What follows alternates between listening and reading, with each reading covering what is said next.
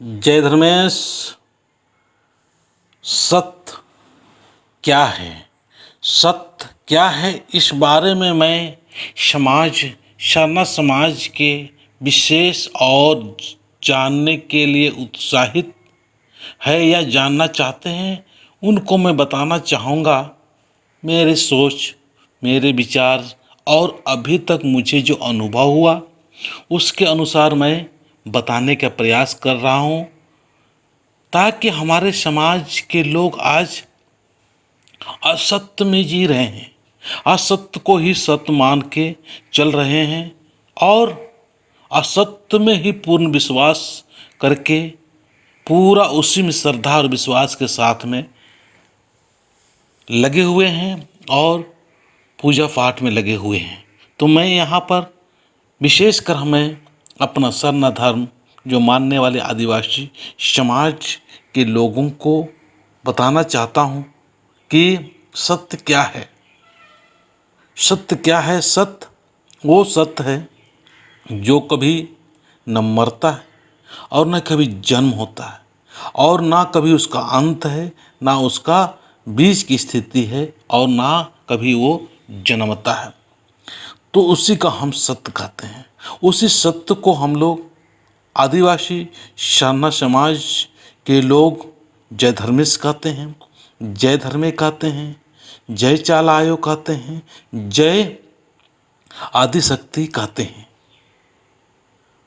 तो इस बात को समझें और विचार करें और एक संदेश के माध्यम से आप लोग पूर्ण तरह से इसमें तर्क और वितर्क करना और समझना कि जीवन में हम सारे लोगों को सत्य के सहारे जीना है।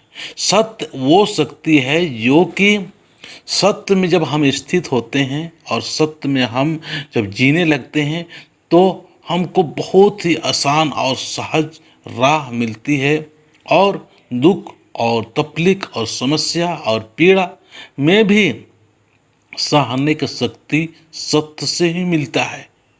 चाहे छोटा दुख हो, चाहे बड़ा दुख तकलीफ हो, चाहे कितना भी बड़ा हो, सत्य में जब स्थित होते हैं, सत्य में जब जीते हैं, धर्मेश में जब हम लोग पूर्ण विश्वास करते हैं कि कोई सुपर पावर है, कोई सर्वशक्तिमान है जो सारा संसार को चला रहा है, सारा जगत को चला रहा है, तो हम उन्हीं के जब आश्रित हो जाते हैं, सत्य में जब आश्रित हो जाते हैं, तो हमें किसी प्रकार से कोई डर, किसी प्रकार से कोई भय नहीं होता है। तो मैं चाहूँगा कि जो सत्य है उस सत्य से ही ये सारा दुनिया चल रही है, सारा संसार चल रही है। सत्य से ही सारी दुनिया प्रकाशित हो रही है।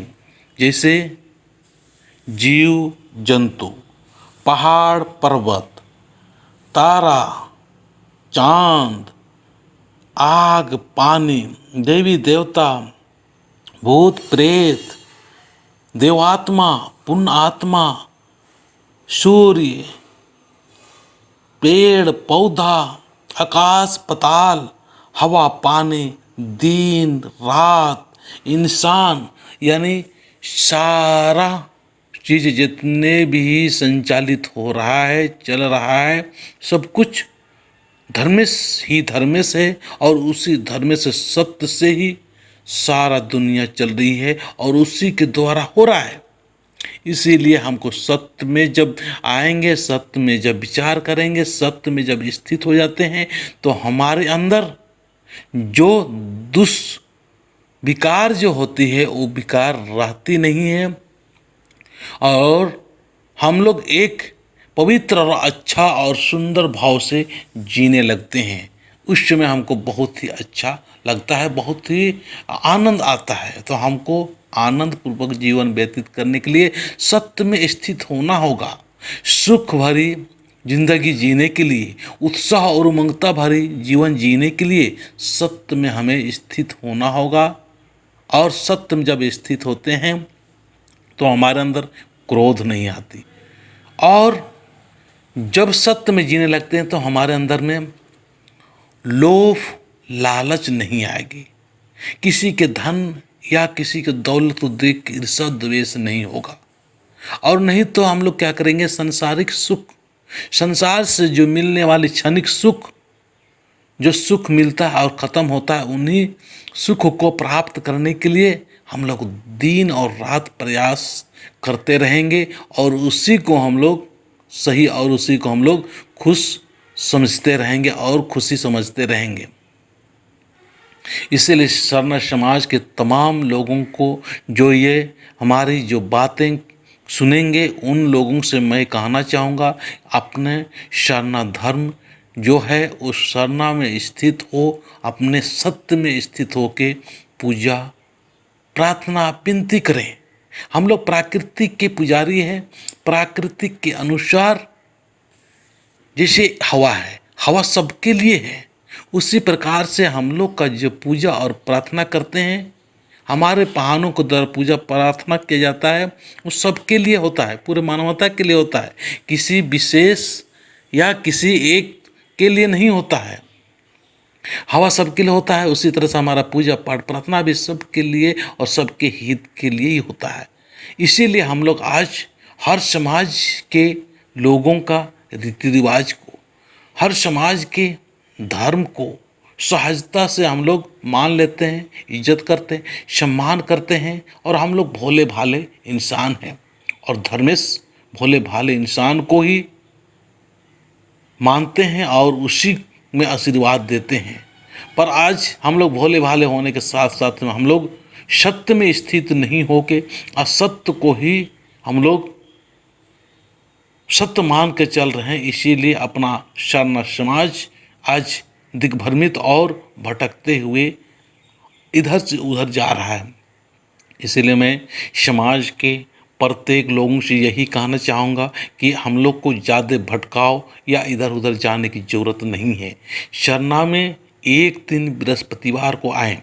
अभी बहुत सारे लोग कहते हैं कि हम सरना धर्म मानते हैं, लेकिन सरना में आते नहीं हैं, सरना में पूजा पाठ नहीं करते हैं, प्रार्थना नहीं करते हैं, तो तरह तरह के दुख और तकलीफ और परेशानियाँ आज आ रही है।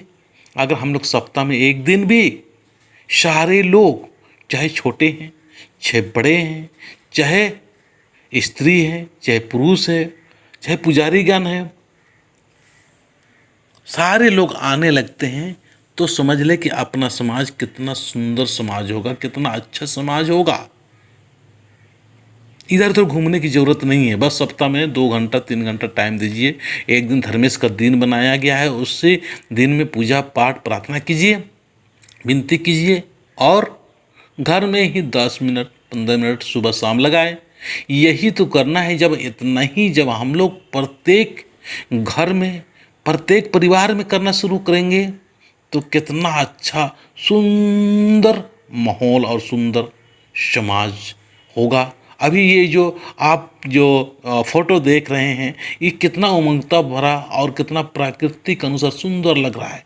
कितना अच्छा हमारा पहनावा है, कितना अच्छा हमारा बहन लोग लग रही है, कितना प्यार से हम लोग चिरा झंडा को हम लोग सरना में लगा के कर रहे हैं। वो शांति और क्रांति दोनों के प्रतीक है, जो महान संदेश दे रहा है।